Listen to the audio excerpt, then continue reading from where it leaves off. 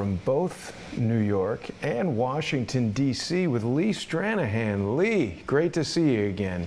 Hey, Jason, great to see you. I'm trying to retweet this so we can get as many people as possible. And I got to find it's in here somewhere. Definitely. It's been a busy day, obviously, so.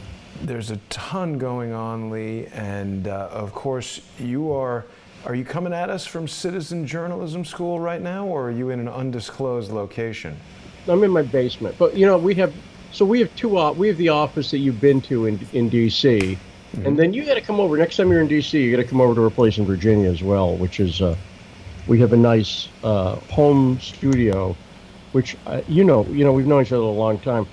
You know Brad Carby, our friend Brad Carby. Yeah. He always used to talk about wanting a secret lab. Well, I've kind of got that, so it's great. I've got my music, I got my keyboard set up, I got my computer set up, I got my hue lights. It's like a man cave. It's very nice. So this is the home studio that we're still in the process of setting up. Oh, something completed. That's the "it's ready" sound. Yeah, I know. But of and course, it's going to my speakers. People can find you at citizenjournalismschool.com, thepopulist.tv. They can listen to your radio show, Fault Lines with Nixon and Stranahan, on Sputnik Radio. That's on every day during the week. And you and I are coming together. We are going to be doing a regular Patreon show, but for right now, you haven't got your Patreon set up. We're going to get that. My daughter's in town, and she does Patreon stuff for her own thing. Oh. And so she knows more about that than I do. So I'm going to get that set up this weekend. Great. But the other thing is, so someone suggested a name for the show. Okay. I thought it was a good suggestion. Ready? Yes. Connecting the dots. I love it. Yeah, I like it too. I thought it was a good one. Yeah. It's a good show name, right? Absolutely. And it lends itself to an easy graphic treatment, which I'm sure we'll both contribute to. Mm-hmm. So anyway, I thought that was a good name. But thanks everyone for joining. Absolutely. People can also follow you, people who aren't already following you. You've got a lot of Twitter followers. People can find you on Twitter at Stranahan. Do people know that your father was a famous golfer, Lee? I don't know if he was famous. I mean, he was kind of famous. I don't know. I talk about it on the show I'm real. I talk about everything on the show. So I talk about my family and my life and all that stuff. I don't really hold back on the show. I come from the Howard Stern School of Broadcasting. You know what I mean? In the sense of don't just, hey, everybody, good morning. It's great to blah, blah, blah, like that kind of BS, you know? Right. And I do that. I mean, I turn on a radio voice when I do the show and say, 105.5 FM, AM, 1390. That's fun to do, but I also try to keep it real, so. Yeah. So. I think the feedback that I get most is that people love the way you drill down and break things down. You're like a news bulldog in certain regards, in that you just, there's a certain, you've got to live up to certain standards or it's not a thing, and Lee doesn't want to hear about it. So I want to talk to you today about this, they're calling him the Maga bomber, this pipe bomb situation where we've had multiple mailings going around with pipe bombs. Some people have said they look like very crude, not actual bombs. What's the latest on this? Well, so the latest is, Christopher Wray, the head of the FBI, did so this morning, early this morning, we didn't know who it was. Yesterday, I was talking about how a lot of people are conjecturing and trying to figure out who this is. Oh, well, it seems like it's if you were a Trump supporter, you were trying to figure out how this is a Democrat. Right. And a lot of people I still see doing that. And so let's just start with a premise. Let's start with the premise. Sometimes people who like the same things that you or I like are going to do bad things. Does that make sense? Sure. So I'll take an example. Charles Manson was influenced by who? The Beatles. John Lennon, yeah. Right, we know that. Now, are the Beatles responsible for the Tate LaBianca murders? No, they're not responsible for the Tate LaBianca murders. But it's 100% clear he spray painted Helter Skelter, right? That was pretty obvious on the Yeah. wall. And Blackbird, he thought was a song about a race war and so on and so forth, right? So, so let's just start with the premise that guys like Breivik, the guy who killed all those kids on that island in Sweden a few years ago, tried to do it. But a lot of people seem to desperately try to, if they don't want to hear, like that this guy may have liked Trump. Now, this guy also liked a lot of other stuff. Does that make sense? And Like stripping. well, it also seems like, but which is, but let's keep it political for a second. Sure. It seems like he may have been affiliated with the Democrats at one point. He may have been a registered Democrat. Seems like he may have been with the Green Party. But it seems like right now he's a Trump supporter. He doesn't like Soros. Furthermore, all of his targets, let's go over this, all of his targets are Democrats, right? Now, I got to say that right there is a good reason, because again, what I try to tell people is, pretend you're not just dealing with your little tribe of people, right? Pretend you're dealing with somebody from the outside who doesn't have any dog in the hunt whatsoever. Like you know, you got a cousin or a friend who's not really political, and you suddenly, not you, but you suddenly are saying, oh, well, this guy, he's not really a Trump supporter because blah, blah, blah. You'd look insane. I'm going to say it again. You'd worse than insane. You'd look dishonest. You'd look like a person who's so desperately. Now, by the way, I think that makes it worse for Trump when people do that. So I urge people not to do that. I can be a Trump supporter and go, this guy obviously was influenced by Trump in this way that lots of people are influenced by things, right? And lots of particularly crazy people who do stuff like this are influenced by things. But again, Jodie Foster is not responsible for the shooting of Ronald Reagan that Hinckley did because he was upset. Remember that? Yep. Remember Hinckley was obsessed with Jodie Foster, right? And Yep. so if you're a Jodie Foster fan, you could have gone, oh, well, no true Jodie Foster fan. I saw Laura Loomer saying this stuff earlier. She was saying, no true Trump fan would say this. And it's like, that's a fallacy called no true Scotsman, which is, it's a cherry picking fallacy.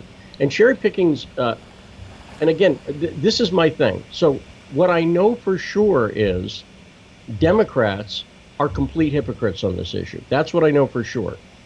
And I can prove that. I can easily, hang on, I got to kill my speaker.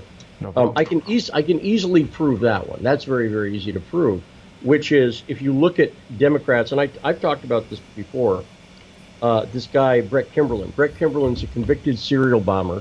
He's connected to Cody Shearer, who is as close to the Clintons as you can get, family friend of the Clintons, is a Clinton operative. Brett Kimberlin, convicted bomber, was actively working with a Democratic operative named Alexander Chalupa during the 2016 election. 100% provable. How's that provable? Because she said she was working with him. I could show it to you. In her words, she said, I was working with the Protectors. The Protectors are a hacking group connected to Brett Kimberlin. And Right. furthermore, it's been reported in multiple sources. She's never denied it.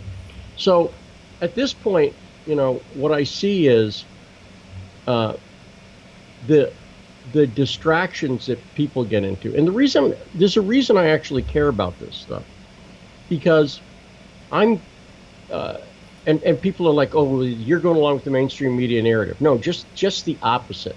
The mainstream media wants to keep you stupid and dependent.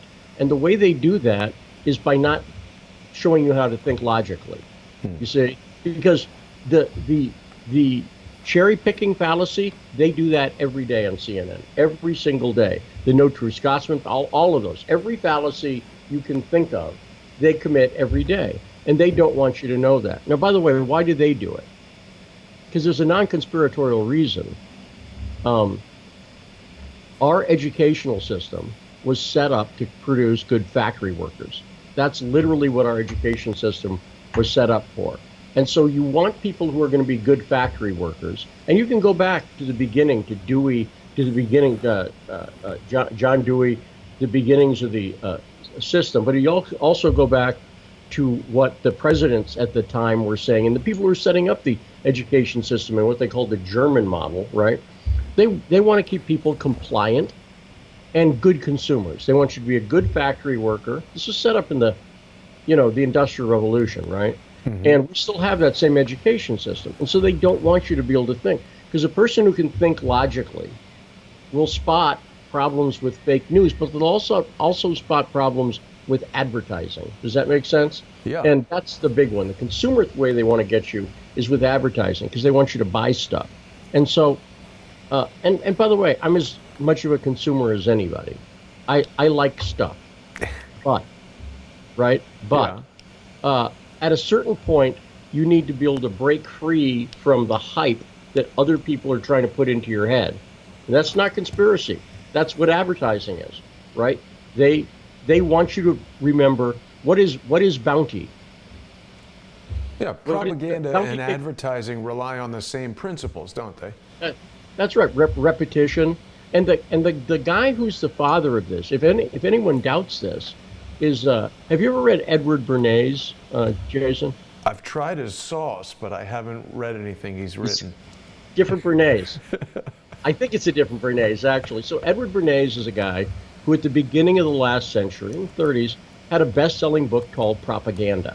Oh. And he's the guy who's like the father of modern propaganda. And he spelled out exactly how to do it. And he was in favor of it. And he gave lots of examples from advertising. So, for instance, he said, and the book's fantastic. I have it on Audible. It's fantastic in the sense it's very easy to read. It's not technical.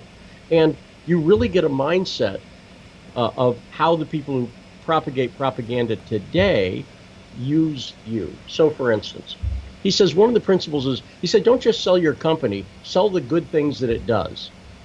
Does that make... Sounds all right. Well, right, sure. Well, that's exactly what Soros does, and frankly, the Democrat Party does, right? They want you to ignore what they actually do. And by the way, the Republicans do it too. But the I often say to people that Democrats and Republicans are both awful, but the Democrats are worse. And it's true. They're objectively worse. They're hypocrites on their own issues. What they're doing to Karen Monahan, the woman who says that Keith Ellison abused her, right, is 100% hypocritical. Yeah. Whereas that guy, there was a guy in Pennsylvania a few months ago who was on the pro-life caucus, and he was having an affair. Okay, that happens. And he got his mistress pregnant. Okay, that can happen. And he urged her to get an abortion. Oops. Okay. At that point, you're a hypocrite. Yeah. Now, that guy, within one day, said, I'm not running for re-election. And I said on my radio show, you watch, he's going to be gone by tomorrow. You said he'll be gone by the weekend at latest. Sure enough, he was gone. Because that's the kind of hypocrisy where you say, I'm on the pro-life caucus, but a recording comes out or whatever. I forget how they knew, but text messages or something. But you're urging your mistress to get an abortion. That is just as bad as the hypocrisy of saying, believe all women, but let's ignore and diminish Karen Monahan. You can't have it both ways. And so the Democrats are worse. The Republicans, and I don't say this like I'm not rooting for anybody. I'm looking at the facts. And I bring this up on the radio show all the time. My partner, Garland Nixon, who I love doing the show with, and Garland's great. Love him as a guy. I love to do the show with him. But this is an example of the gulf between Democrats and Republicans. Because he'll say, like, well, Republicans are just as bad. And I say, well, name an example then. Can you name an example where Democrats have done something like Republicans have done something like Bill Clinton, feminist icon, right? Bill Clinton, feminist icon, using an intern as a humidor in the Oval Office. Okay, right? Yeah. That happened. There's no equivalent, and that's not to say Republicans don't screw around or don't blah blah blah, but they don't have the high ideals and the low character, and that is Edward Bernays and propaganda at work. You see, the Democrats live on the principle, they live on it, of a double standard. They put out one standard, and it always sounds great, right? It sounds great. Yeah. But then when you start to ask a couple questions, like who's going to pay for this, or how do we keep people from cheating on the system, boom, nothing. They got no answer for you. And so, and this is a major difference between Democrats and Republicans, and it's almost a psychological issue in my mind. It's an issue of logic, but it's also an issue of psychology. And the only way to get around it is to not be a hypocrite yourself. Because as soon as I say I'm opposed to hypocrisy, but then I act like a hypocrite, to any objective outside observer, I'm an asshole.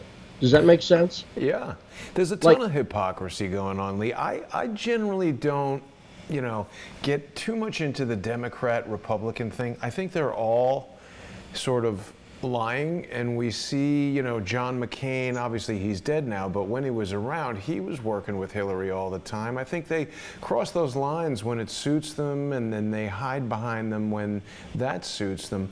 You're talking about this guy, Edward Bernays, and propaganda. It causes me to think about the Smith-Mundt Modernization Act in Obama's last defense authorization.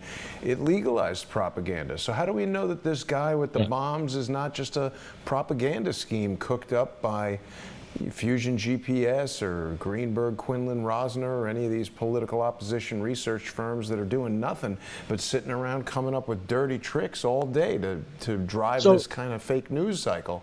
It's the same. It's the same when you know anything, you prove it. And until you prove it, you don't make yourself look stupid and open your mouth. That's my theory.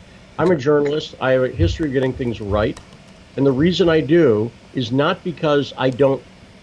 My mind's open. My mind's open. In other words, if someone presents me proof of something, I'll look at it. But what people do instead of presenting proof is they present pure conjecture and quote unquote questions. So I'm seeing people go like, well, how did he drive around like in that van? Well, okay. And I said, I don't know, but obviously I don't, are you suggesting it's not his van? And I know where they're going. They're going to this elaborate conspiracy. Now, it turns out that he was living in the van. So therefore he might not have been driving it at all. But even that I don't need. See, one of the problems is a lot of people have trouble telling what a contradiction is. They think a contradiction is a conflict. It's not. A contradiction is something is A and not A at the same time and in the same context. So they go, for instance, well, this guy on his timeline said something about ISIS. True. That is absolutely true. He said something about ISIS killing gay people, and it was like he was in favor of it. Now, then someone goes, well, no Trump supporter would say that. And the answer is there's no contradiction there, particularly with this guy who seems to be rather scattered. Does that make sense? Yeah. Like more scattered than most people. But even then, it's the same thing as saying you can't be can you be a Trump supporter and be pro-choice? Of course you can. Being a Trump supporter, all it means is you say I support Trump, and that's it. So rather than jump into something, and I see so much bullshit about Fusion GPS. And let me say something about that. You know where that comes from, right? What? All the bullshit about Fusion's GPS that people on the right believe. A lot, not the true stuff. There's stuff that's objectively true. But I want you to notice that Fusion GPS has been made out like they're leading things when clearly they're a client. In other words, Fusion GPS is working for people, right? So it's not like Fusion GPS masterminded this. But do you know where they're a vendor. They're a vendor to people. Right. And do you know where the demonization of them came from? A lot of the false stories. Bill Browder, provably. Really? Absolutely. 100%. He's a super interesting guy. And I got to tell you, Lee, when you and I had the opportunity to speak right after you covered the Helsinki summit and Putin mentioned Browder, I was just like, whoa, I got to talk to Lee about this, because you've been talking about Bill Browder sort of forever. And we went over that a little bit last week when we spoke about the real Russiagate. I thought that was one of the best segments you and I have done for sure. People should go back and listen to that. Well, we can talk about it now, too, because you have to understand, look, one of the techniques of propaganda is repetition, okay? When you repeat a message over and over and over again, it starts to get into people's heads. Right. And they know this. And in fact, they've done studies, because as you know, I used to work in marketing, too. And the company I work for, Newtek, that you and I both did work with, years ago, I was in marketing there, right? And so I learned a lot about marketing. My mentor at the time, Paul Montgomery, marketing genius. Guy was a marketing genius, and passed away at a tragic young age, and 38. And but he was a marketing genius, and he talked to me about guys like Reese and Trout, and that led me to Seth Godin and other people. And if you look into the basics of marketing, you have to repeat something over and over and over again. In fact, most people, they've done studies, and people don't even hear an ad the first 7 times it's on. So in other words, if you're driving to work and there's an ad for the new Happy Meal, right, at McDonald's, you're not going to hear it, literally, even though you're going to hear it. It's going to come on the radio. You'll be in the car, but you'll be distracted. You'll be thinking about what you need to do at work. You'll be thinking about your girlfriend, whatever it is, and you won't think about it. So they use repetition. So Browder is a story that everybody gets wrong. You cannot understand the Russiagate story without understanding Bill Browder. Catherine Herridge gets it wrong. What's her name? Who does very good work? Sarah Carter. Sarah Carter gets it wrong. The guy over at Daily Caller, who I like his work quite a bit, Chuck Ross, gets it wrong. You cannot understand what's going on with Russiagate without understanding Bill Browder. Anybody who thinks, well, I don't know, I don't really understand the Browder thing, or Browder's a good guy, you don't get the Russiagate thing. That's not a good guy. Well, it's not just that. He's actually central to what's really going on here, which is the real Russiagate thing is not an attack on Trump primarily. It's an attack on Putin primarily. Right. And Trump is caught up in that. And the reason I say that is, like Manafort, for instance, he was targeted by Alexandra Chalupa, that DNC operative I mentioned, back in 2015. She's open about it. In fact, she just did an interview in the Kiev Post that I retweeted last week, I think, where she talks openly about Manafort and Roger Stone. And you notice, by the way, that the DOJ has targeted Manafort and Roger Stone. That's because this is where she's coming from. And by the way, who was she working with in this? Brett Kimberlin, the serial bomber who I mentioned before. Now, this is the real story. This really is.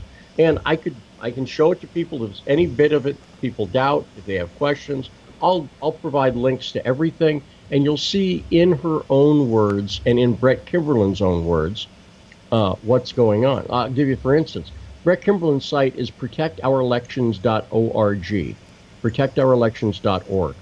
Okay? If you go to that site and you look for a blog post about, you'll see a picture of Putin in it.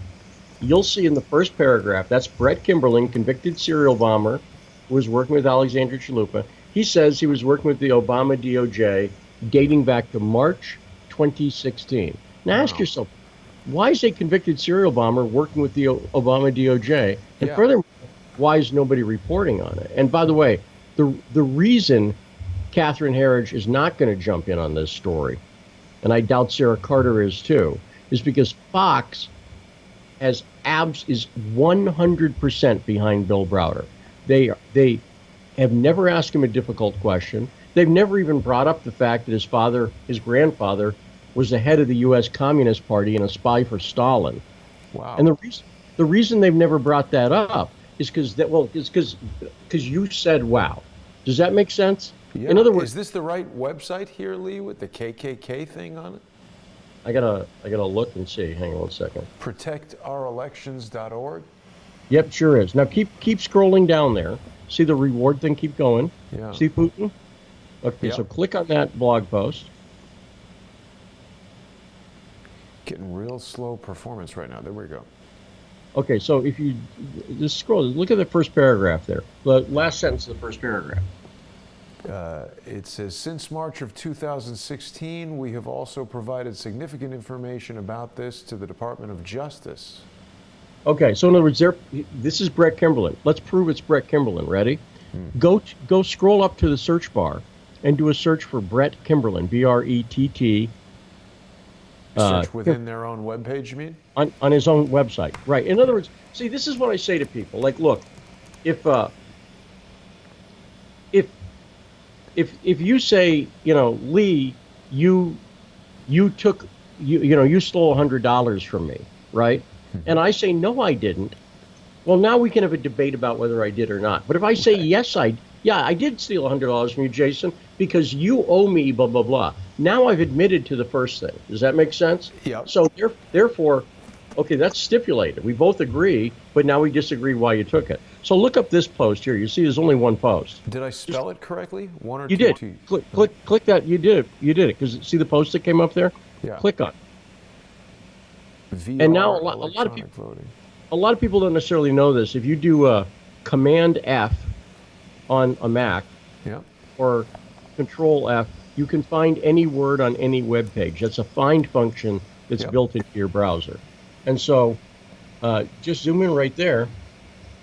It all started back in 2006 with Brett Kimberlin and Brad Friedman obtaining. And then they talk about just do it one more time. And there you go. And then it says, the final closure of e-voting machine scandal for Kimberlin and Brad Friedman, and they talked about their respective organizations protect our elections. You see what I'm saying? Yeah. He's saying it. He admits it's his website. This is his website. Now, there's a zillion other ways you could prove it's his website. The registration information, the domain information, on and on. But let's just, agreed? Here it is. He's he said, admitted it. Yeah. and furthermore, nobody's denying it. This is not a story where some people are going, well, I'm skeptical that it's Brett Kimberlin's website. There it is. All they're doing is not reporting that this, and now just Google Brett Kimberlin, and you'll find a ton of information about him, including mainstream news stories, including a whole book that was written about him, right? Well, I remember you told me he did the Speedway bombings. The Speedway bombings. And yes, and I did a video that I got to repost. I'm working on you. I told you a little bit about it. I'm working on something cool and kind of secret right now that you know a little bit about, but that is basically, it's a new way to present news and information that I think will be very compelling for people. And when I release it. But in the meantime, people can find all this out. When I started writing about Brett Kimberlin about 7-8 years ago, something like that, he didn't have a Wikipedia entry. He'd gotten his Wikipedia entry removed at every step. This is a guy who's connected to Cody Shearer, because in 1992, when Brett Kimberlin was in prison, he accused Dan Quayle of selling pot when Quayle was running against Bill Clinton, right? When Quayle, for vice president, was running against Clinton Gore. Make sense? Yep. So he's called Cody Shearer his fairy godmother. That's why he's referred to Cody Shearer. And Cody Shearer is a guy who's as close to the Clintons as you can get. And he's the guy who supplied the second dossier to Sid Blumenthal. And you can find that. The other article, I want people to, there's a method that I do, which is when people say things, I go, okay, let's take what they say. This is stipulated. So the guy I would recommend people look up is Jonathan Weiner. And just look up Jonathan Weiner, Why I Gave Dossier. Now, Jonathan Weiner is another one of those guys the mainstream media doesn't want to touch. And by the way, neither does Fox. And I include them in the mainstream media here. Yeah. Jonathan Weiner wrote a piece at the Washington Post called Why I forget the exact name of it. Take a look, and I can see you're putting the stuff up here. Yeah. Just show me. Just Google Jonathan Weiner and I'm trying to find it, but it's not coming up. Let's try Washington Post. How are you spelling Weiner? It's Winer. It's not like wiener. It's like a glass of wine. Got it. But which was is my problem. Yeah, no, but that's a normal thing. So Jonathan Weiner is a guy who's with the State Department. He's now, and then he was with a company called APCO. He is as close as you can get to John Kerry. He used to be John Kerry's chief of staff, and he's got a big distinguished career. And this guy is at the center of Russiagate. So here you go. Devin Yu is investigating me, written by Weiner. Now, if you do a search in this article for Blumenthal, you will find that Jonathan Weiner, says he was given this second dossier by Blumenthal. That came from Cody Shearer, who is Brett Kimberlin's fairy godmother, right? Close as you can get. And here's, I, I want you to look at it this way. Jonathan Weiner is a respectable guy. Does that make sense? I'm not saying good, bad. I'm saying he was with the State Department. He's with major companies. He's writing an op-ed here. He's a respectable guy. Does that make But sense? he's friends with Sidney Blumenthal, which calls respectability into question. No, no, no. Let me explain that. No, it doesn't. See, here's what it is. He's a respectable guy on paper. Where a guy like Blumenthal. No, but see, I want you to understand how this works. There's layers here. Okay. Yeah. This is why. Let me explain where we're going with this. Ask yourself why some of the things with the dossier happened the way they did. And the answer, I believe, is pretty clear, is they were trying to create a layer of, I'll give you a perfect example. Let's say let's say I was trying to get information to Roger Stone, but I know Roger, and I have his phone number and everything else. But I don't want people to know I'm the one who's giving Roger the information. So I say, hey, Jason, I want you to give this to Roger. Then you give it to Roger. Yeah. Then then when they question me and go, did you give Roger Stone this information? You can say no. No. Now, it's not the whole truth. So here's what plausible deniability is what that is. Right. So see, you're making a moral judgment on Weiner. Don't do that. Okay. He is a respectable person. He was with the State Department, never been indicted, never anything. Respectable person. Now, Blumenthal's a guy who is one level down from Weiner. Blumenthal's a guy who couldn't get into the Obama administration when Hillary Clinton got in because they were like, nah, it's a little too much. That's what I mean. That's the line. Now, one level down from Blumenthal is a guy like Cody Shearer. Mysterious operative, very close to the Clintons, skeezy, but still, I would put him at the Michael Avenatti level. Cody Shearer is a less famous Michael Avenatti. Is he a lawyer? Real skeezy? No, I don't think he is. He's a journalist. His father, I've talked about this. His father, Lloyd Shearer, was Walter Scott's personality parade in Parade magazine. 50 million readers. Major, important, connected journalist who was a mentor to the Clintons. Okay. Parade magazine published a lot of stuff about the Kennedy assassination in the 60s. Yeah, they did. And so Lloyd Shearer, was really connected. Walter Scott. Well, Lloyd Shearer was really connected. That's the pen name he used. Now, one level down from an Avenatti or a guy like Cody Shearer, you end up at a Brett Kimberlin.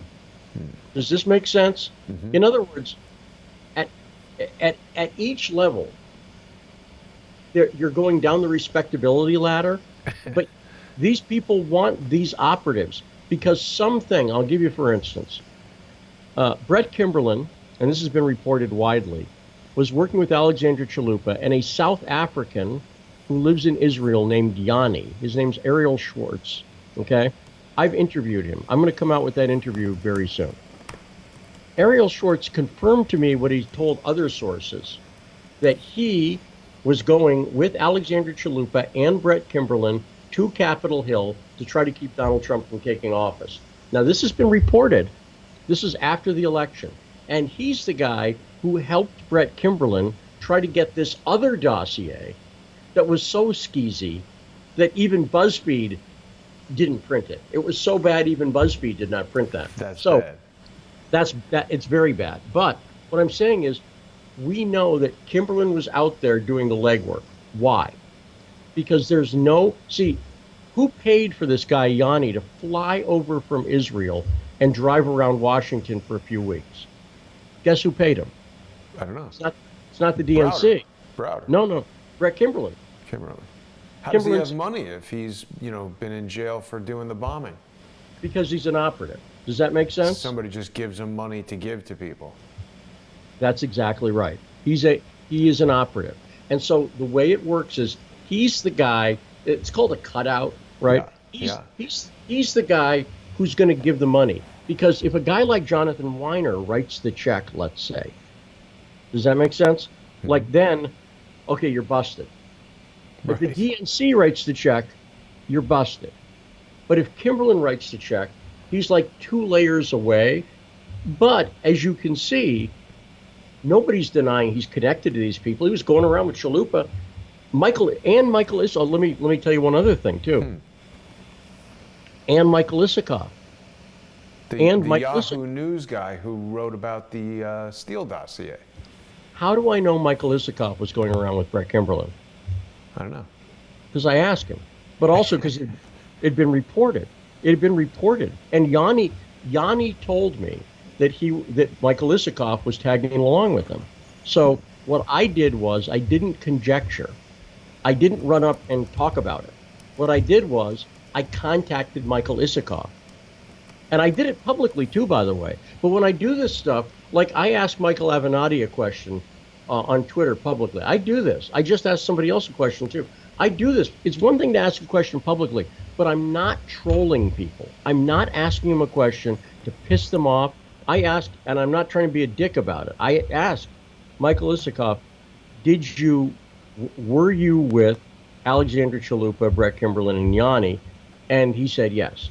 Now, that was in a conversation later, and he's also confirmed it other ways, and he's written about it subsequently. He's written about Alexandra Chalupa. He was hanging out with her. So all of this stuff is known and it's confirmed, yet nobody wants to report it. So the problem I had in this story for a long time was trying to figure out why I couldn't get any traction when I was at Breitbart, why I had to quit my job at Breitbart to keep reporting on CrowdStrike and all this other stuff.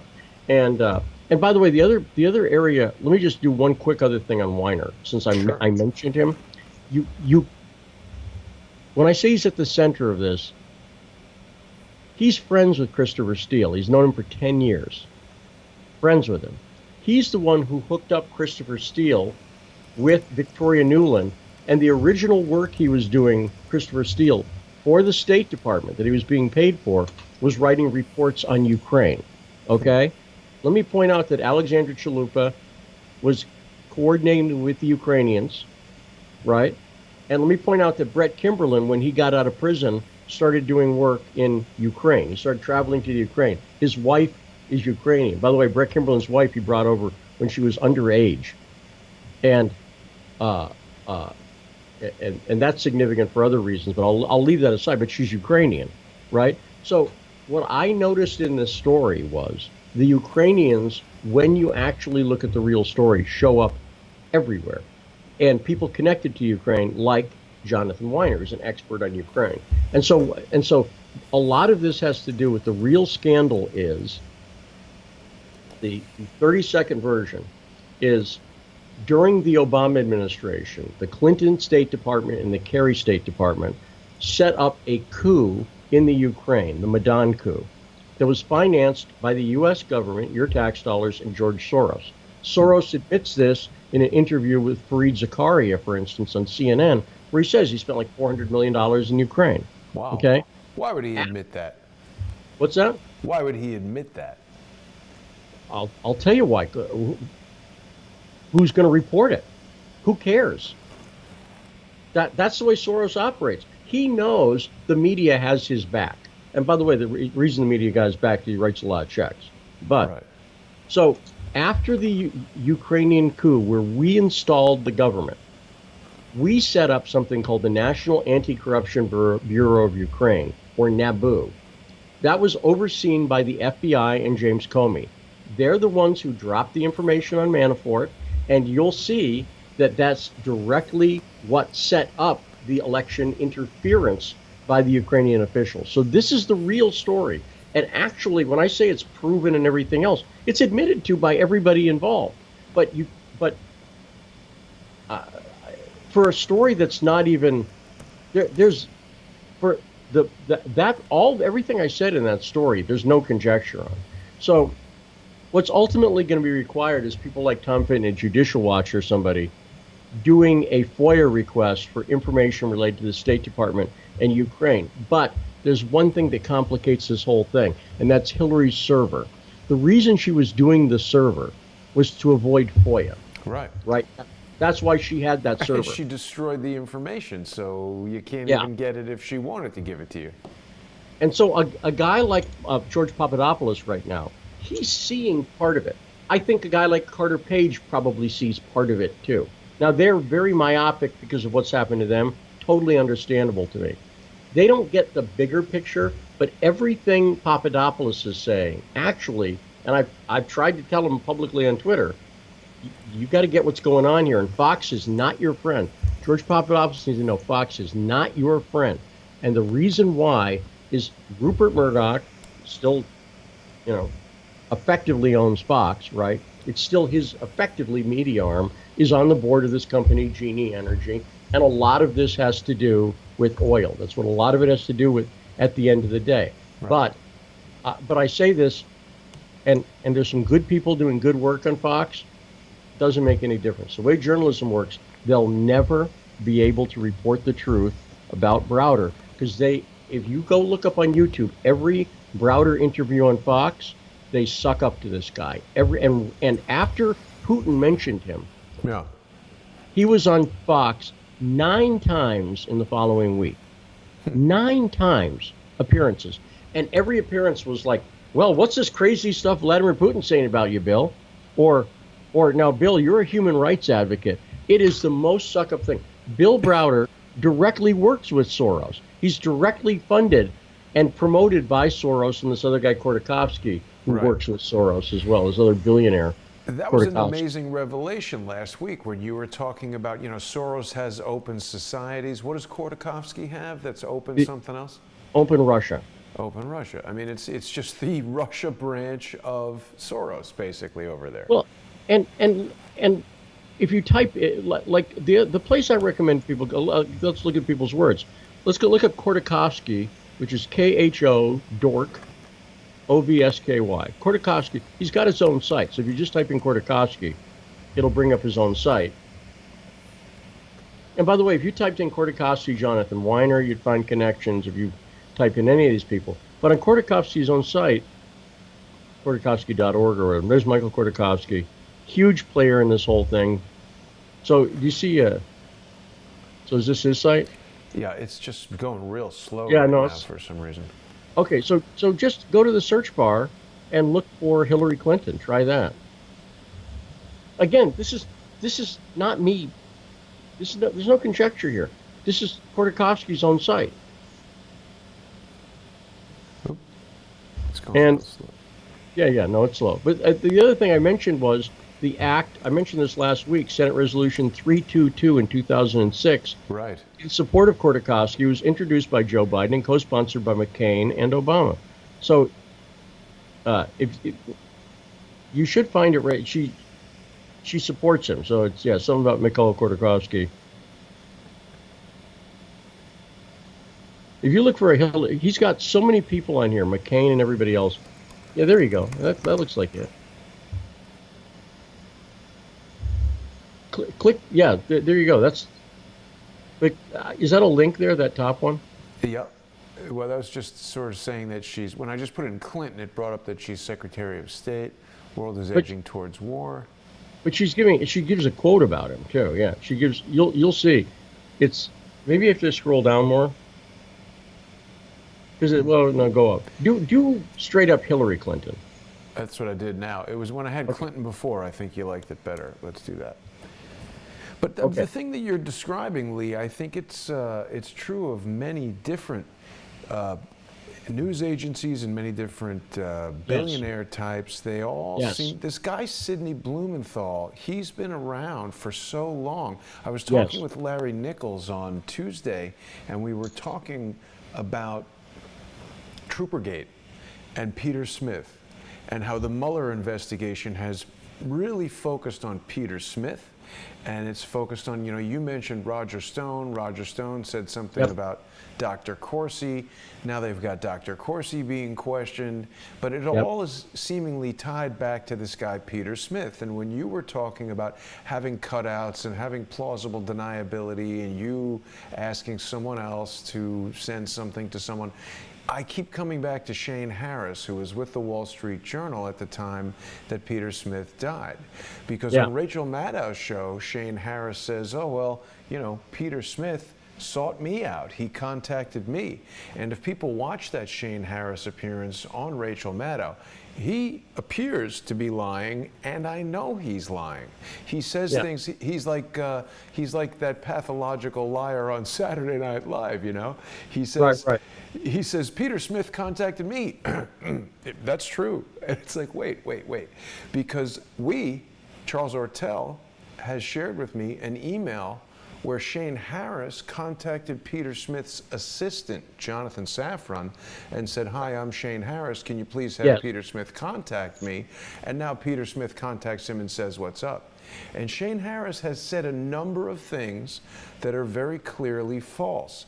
I'll stop short of saying he's deliberately lying because there could be some other explanation, but I have very strong evidence that indicates the exact opposite of what Shane Harris says is in fact true. So my question becomes, why is Shane Harris doing that? I feel like he knows something more about the death of Peter Smith than what he's told us. Well, that's conjecture, but the feeling like he knows more part is conjecture. The rest of it is not. Right. The rest of it's not conjecture. See, that's what I say. So that's always the trick. And to me, the trick as a journalist is you always have to be open to the fact that, first off, people's motivations are weird, and you can always go with anybody. See, this gets to the big issue. There was a great quote in a JFK assassination book I read. It was a Gaten Fonzie's book, which I highly recommend. That's a very, very good book. And he quotes somebody at the end there who says, look, the goal is to have people so they don't know whether something is true or something isn't true. And what I've said about, I'll use the Kennedy assassination as a perfect example. What do I know for sure, and what don't I know for sure? I know for sure the CIA covered up things they knew about the Kennedy assassination, and in particular their association with Lee Harvey Oswald. And I know they actively covered it up, right? And I know they did that because I know, for instance, about that's Gaten Fonzie's book, Last Investigation. I can get it for free. I'll have to get that. Yeah, it's phenomenally good. It's deep. But Gaten Fonzie was the guy who worked in the House Select Committee on Assassinations in the 70s. And he goes through rigorously his story and how he talks about Vesey. If you're a JFK person, you probably know this book. If you're new to it, I would really recommend this book as a great introduction to a lot of stuff where I think he gets stuff right. So he talks about Vesiana, he talks about all this. But the great quote is, so here's what I don't know. Do I know that the CIA killed JFK? No, I don't know who killed JFK. The details of the shooting are actually the part that I focused on the least. Because here's what I do know. Do you know who'd like you to think the CIA assassinated JFK? Probably the CIA. The CIA, 100%. Why? Makes them seem tough and cool. That's right. So what I know for sure is the CIA will never dispel that. This CIA, the way they are now, until you get somebody put in there whose goal is to do what Harry Truman said after a month. You know about the Truman letter a month after the JFK assassination? He said that he regretted making the CIA, and that if there was ever a coup, oh no, that was somebody else who said if there's ever a coup, but he said he regretted making it. It was a rogue agency. And he said it should go back to its original thing, which was the CIA was originally supposed to advise the president. They weren't supposed to do operations. My understanding was that it was supposed to be a clearinghouse for all of the different military intelligence agencies to aggregate all of the information and then present that to the president. But instead, it's become this all-powerful, do whatever the hell they want kind of thing. And literally do whatever they want. And I mean, I work with at the radio on the radio station this guy John Kiriakou, former CIA officer, went to prison for bullshit. Went to prison for exposing the waterboarding. Kiriakou, I've asked him about this. I've had him on the show a bunch, and I talk, and we're friendly. I'm very curious about a guy Kiriakou was the lead officer in charge of counterterrorism in Pakistan in 2002. So this is not a minor Langley pencil pusher, okay?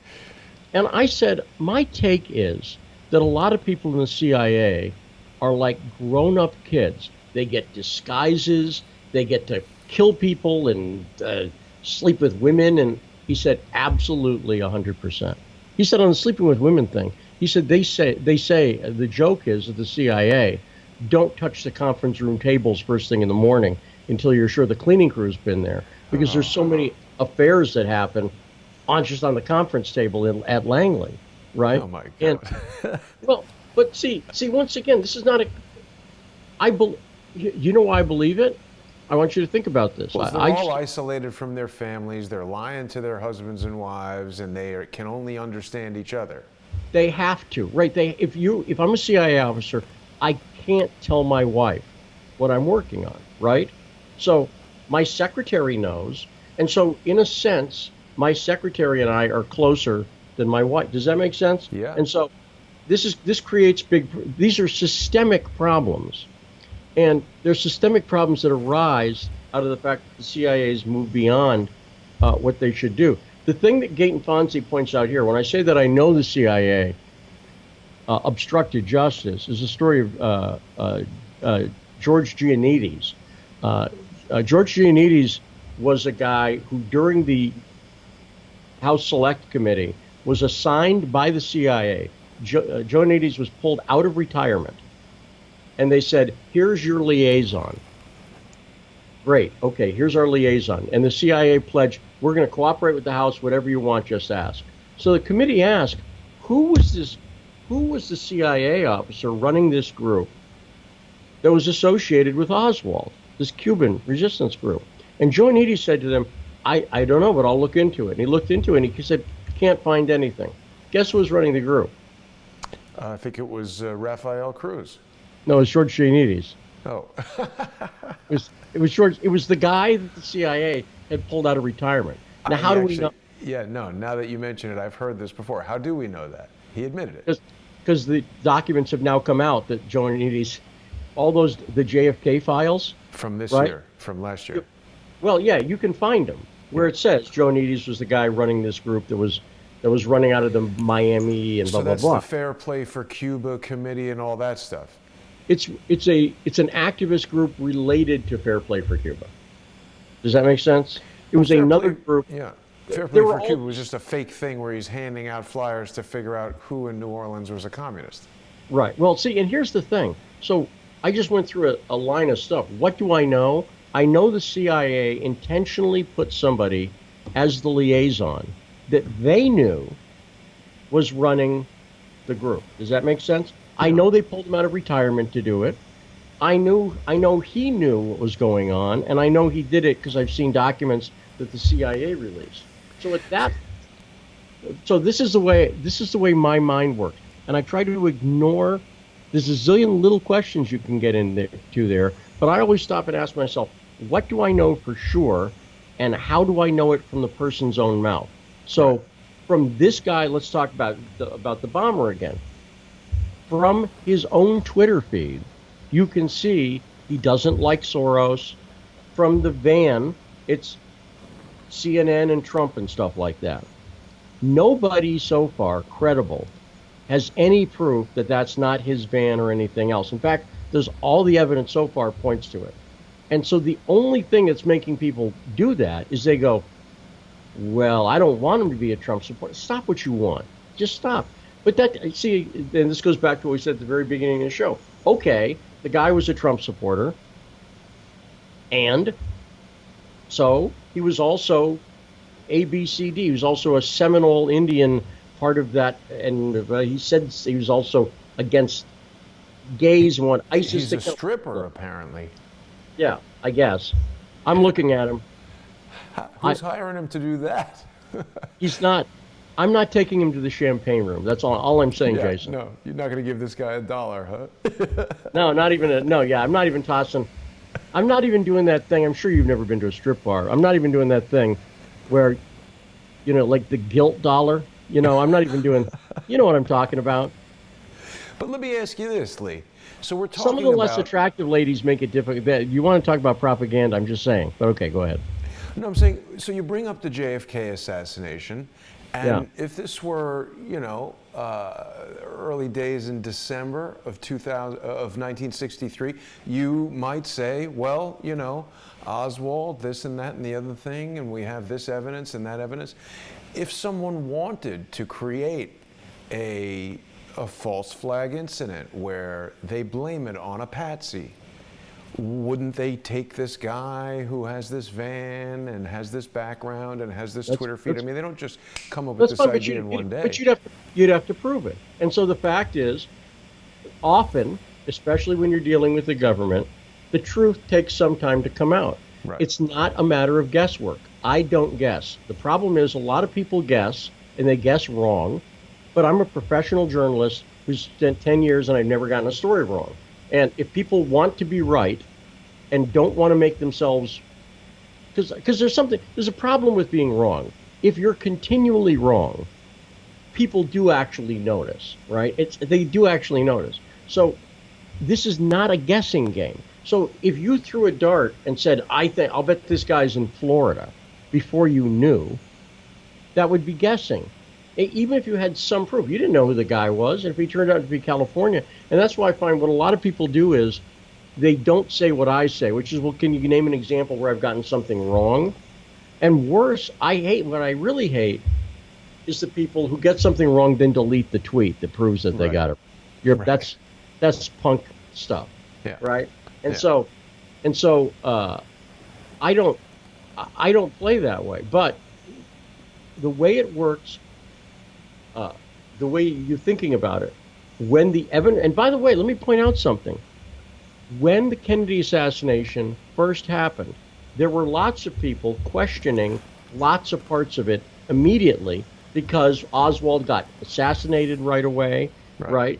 And there were other parts of it. But the fact is, you had a difficult time proving it. What I like to say is, in the digital age where everybody's got a supercomputer with them at all times, I mean, I was watching the Seinfeld Comedians in Cars with Coffee thing with Chappelle, and they were joking about this. And they said, here's something nobody ever says anymore. I wish I had a camera. Right? Yeah. Everybody's got a camera with them at all times. Yeah. So the iteration time is quicker. But the deep state, the CIA, they don't want you to, they love it when people do bullshit conjecture. They love it. They love it. The CIA is Laura Loomer, great job, because she's making Trump supporters look stupid.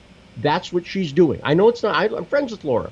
I like Laura, right? I like Laura. And I think Laura does some good, brave work where she tries to go in stuff. But when she does something like she's doing right now. I haven't really seen what Laura's done relative to this. She shows up in my feed because I retweet her sometimes. And I'm seeing she's getting thousands and thousands of people retweeting her stuff that's later going to turn out to be bullshit. And by the way, here's the other thing. If I know you're really like bad on this story, why would I believe like anything? Yeah, like I just mean it. What did she say? That was It's a bunch of stuff. She's going down the line of like, oh, look at all the shiny stickers in the car. She's trying to cast doubt in a way where she's not coming out and saying, oh, this guy was set up. She has no proof of that. Zero. No proof. If she does, present it.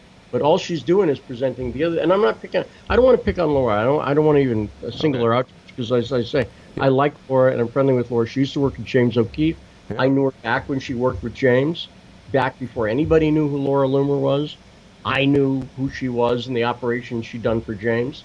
And so I knew that she was ballsy, and I liked that. She's also, she's like my son's age. I think she's younger than my son Shane. He's 25. Yeah, so but she's younger than Shane. Shane's 26 now. And so she's young, and as a parent, I'm like I give, people in their early 20s or whatever, I give them more of a pass than I do if they're 40s. Does that make sense? Yeah. Just when you're my age, you do that. And I remember my 20s, and so I go, okay. But that's what, and it bothers me. But see, the other thing that happens is then it becomes a personal thing where someone like I'm saying what I would say to anybody.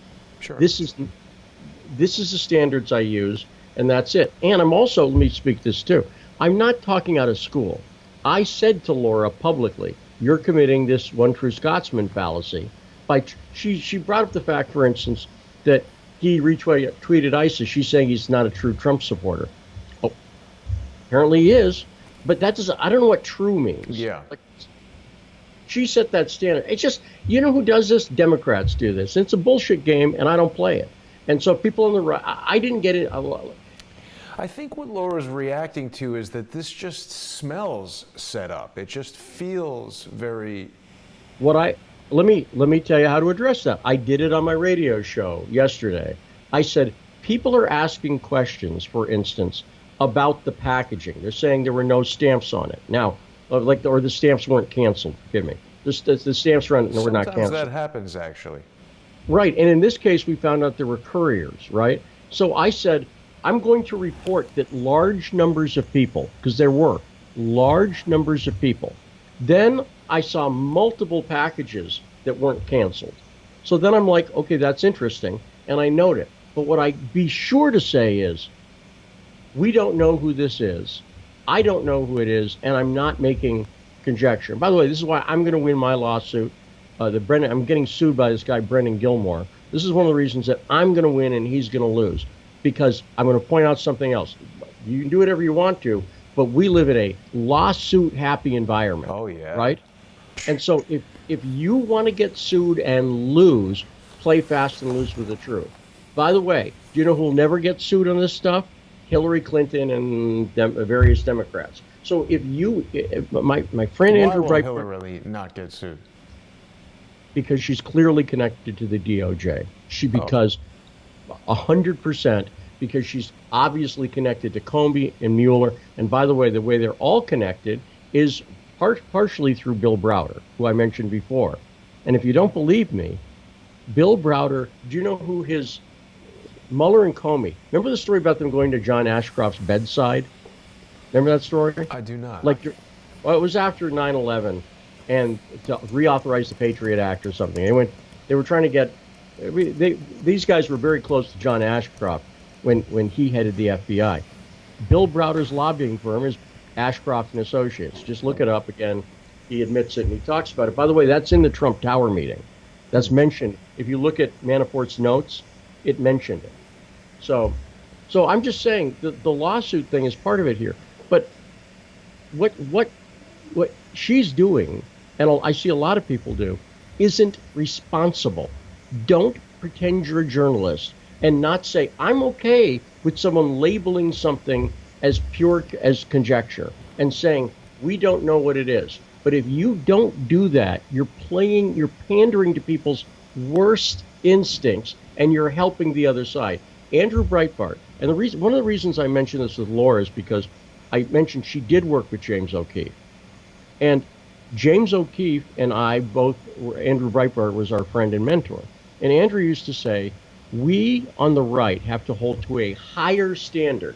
And the reason why is, do you think the mainstream media is ever going to cut Lee Stranahan a fucking break? Never. Never going to happen in a million years. Hillary Clinton and I could be accused of exactly the same thing. But if I did it, I'm going to go to prison and she won't. Right? Exactly. And that's the truth. And by the way, I can write something and the Washington Post can write something and people can say, well, it's not fair. And it's not fair. Now, what are you going to do about it? Right? So that means the way you have to do it, since they can cheat and get away with it. Does that make sense? You got to be straight by the book. You got to be. You have to be. You have to be. And that's the way I operate. Now again, and I don't mean I'll use Laura as an example. Laura and I are at a different place in our lives. A lot of the people who I see do this stuff, I've got a family and kids to support. If I run my mouth off and I get sued and I lose all my money, I got a lot of people who I've screwed over. Right. And it's not just me. And a lot of the people I see walking around blabbing, right, and saying stuff, it's just them. That's all they have to do. But I gotta think about this stuff differently. Plus, I do this for a living, and I'm trying to maintain Andrew's legacy. But doing this for a living doesn't mean that I'll lie or pander to people. It means I won't lie. But that's how I look at it. So. No, I mean, you're right. Laura does a lot of great work. I haven't Yes. really seen what she's been doing on this bombing guy too much. I've been busy with my own things. You're talking about lawsuits. I've been answering lawsuits from Dave Swigert. We're going to be doing some more talking about that. I was just down at the 500 Pearl Street at the federal court building submitting a document. It appears that Dave Swigert may, not sure, but there's evidence that indicates that he may be submitting fraudulent documents, mail fraud. Well, this is the thing. And I don't know how much I want to get into George Webb and stuff like that. But I mean, this is when I met George. I've always been very careful. I was friendly with George, and I've said he does some good stuff. And I've said, in my dealing with him personally, I would always say to him, "Is what you're telling me now fact or conjecture?" And he would just say it's conjecture. He would, when I dealt with him, I got that, and it went fine for me. But I've cautioned people. But I got to say, I will tell you. Wait, hang on one second, Jason. I keep knocking my power cord out. No problem. There we go. I got to rehook it back up. So, hang on. Because it means my computer will go off suddenly. But George is a perfect example. I haven't checked lately. I guarantee you he's got more followers than I do. And I've been on Twitter for 10 years, right? And guarantee you, no one had heard of him before. And I got people like Steve Bannon saying I'm the best investigative reporter in America, Andrew Breitbart saying I am the best professional experience he ever had. I have an unblemished record. I could get more followers if I bullshitted people and pandered to them and appealed to their worst instincts. And I just can't do it. I just refuse to do it. And that's why we started the school, actually, is if you want to learn how to get a huge follower count, I can't help you. But if you want to learn how to research and get stuff right, that's what I do. That's what I do. I'm very good at it. I don't know anybody better at it than I do. I know people who are very good. And I know people who I respect a lot. And the people I mentioned before, like Sarah Carter and Chuck Ross, I respect them a lot, but they're never going to get this story right. And people like Cheryl Atkinson, when we have her on the show, I make sure to mention the Browder thing to her because she could get it. Cheryl, I believe, is independent enough where she could get it right. But this is the real story. And we'll keep talking about it in the weeks ahead on, I guess, connecting the dots. Yeah. Yeah, and in the meantime, people can go to citizenjournalismschool.com and they can sign up. You've got a variety of tuition packages available, and you're going to learn directly from Lee, the guy that Andrew Breitbart said was the best investigative journalist in America, the guy who I totally agree with about George Webb. He's full of shit. And sorry, but he can't. He's capable of doing. The trick is he's not just full of shit. Does that make sense? He finds some things that are true, and that's the way he gets and that's what everybody does. But I call that a limited hangout. I think there's something else going on over there. But we can talk about that in a future episode. Lee, I want to thank you for joining me tonight. Yeah. I want to wish everybody a happy weekend and a good Friday night. We're going to get Lee set up on Patreon, and Connecting the Dots is going to move over to Patreon. But for the time being, people should go to citizenjournalismschool.com and check out Lee over there.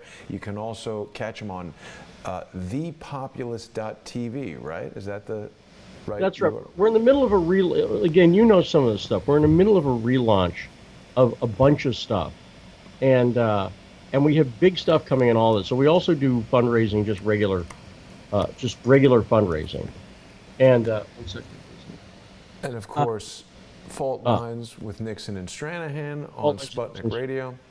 And we're going to be doing content throughout the week. You know, because I also do filmmaking and podcasts and everything else. So, and we have neat. If people go to my Twitter page, a hint of what's coming is in my banner. Which is the photo you see in my top banner. There is not a photo. That's a 3D computer graphics rendering, and all the photos that you see up there of the Black Panther looking guys, those are my photos. And so this is from a virtual art project of my photos over the past 10 years. And those video, you see the video screens on either side, Jason? Yeah, old So, school Sony BVM monitors. which I thought if you're doing, see, here's what I'm trying to do. I'm trying to make it look like a museum exhibit, Yeah. right? And that's Uh-huh. what I figured they'd use, but it doesn't make any difference. You'll be able to walk up to the monitor and hit play and watch videos about this. And you can go up any of these pictures. You'll be able to walk right up to them as close as you can get, and they'll look great. Something you couldn't do in a regular gallery. Yeah. And there's going to be an audio tour, and this sort of thing is going to be integrated into both Populous TV and Citizen Journalism School. So So, that's great. So we've yeah, got Lee now venturing into the world of virtual reality, so people are going to be able to experience their news in 3D in a virtual environment. That'll be cool to see. so it's a new way to explore the news. Does that make sense? Yeah, that's So cool. So this exhibit, which I call the Divide, is is going to be a way to explore the photos I took during the Black Lives Matter movement heyday from 2013 to 2017. And it's going to have photos and maybe some sculpture and some 3D stuff and a bunch of video and audio. And people will be able to explore this one topic in a more interesting way than if I just said, here's the photos, click this. It'll be very integrated, and they'll be able to do it on any device in different formats, whether it's a powerful computer or a phone. They'll be able to experience, and it's going to be integrated with the stuff we do at Citizen Journalism and Populous TV. That's the cool thing about it, Jason, is how we're going to integrate this with other things people do. Right. So if you see an article in this gallery, you'll be able to click on it. It'll create a bookmark that could be emailed to you, let's say, so you can read it later when you're not in this environment. So that's the Cool. kind of stuff we're doing. Cutting edge. Plus, I gotta say, don't admit it. Those my photos look badass there, don't they? Yeah, That's a they great. do. This is going to be something we could talk about quite a bit in the future. This is Yeah. very innovative. And it's possible that a lot of people don't realize that Lee was on the cutting edge of digital video and 3D animation as far back as the 1980s. So I'm not Yeah. surprised to see something like this. And it's an interesting I area am. for you to go into. You are. Well, all right. So Well, listen, no, Lee, I only for a decade now. So something's happening with your mic there, I think. yeah, hang on. It's No problem. Listen, it's just, let's. yeah, but anyway, we're wrapping up anyway. It's just Yeah. switch there. Want to thank everybody for watching. Want to encourage everybody to go to patreon.com/crowdsource the truth and become a sponsor. You can enjoy a lot of exclusive content there. Just earlier today, we had a new episode of Reverse Engineering Crime Scene Investigations with David Hawkins. And I want to thank Lee for joining me. We're going to be starting Connecting the Dots only on Patreon very soon. And until then, Lee, I'll see you next week. Thanks for watching, everybody. Have a great night. Yeah.